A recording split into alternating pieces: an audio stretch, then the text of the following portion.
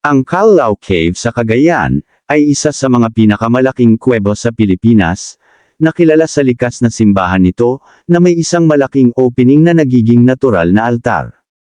Ang kuweba ay binubuo ng 7 chambers, bawat isa ay may kani-kanyang kagandahan, at mga formation ng stalactites at stalagmites. Ang Callao Cave ay naging mahalagang pook ng arkeolohiya, dahil dito natagpuan ang mga labi ng sinaunang tao, at mga kagamitan na nagpapakita ng mahabang kasaysayan ng tao sa lugar.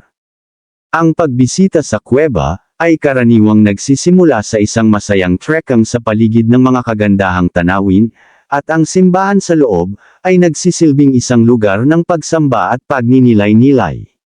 Ang Callao Cave ay hindi lamang isang atraksyong turistiko, kundi isang mahalagang bahagi ng cultural heritage ng Cagayan, na patuloy na umaakit ng mga bisita mula sa iba't ibang dako ng bansa at mundo.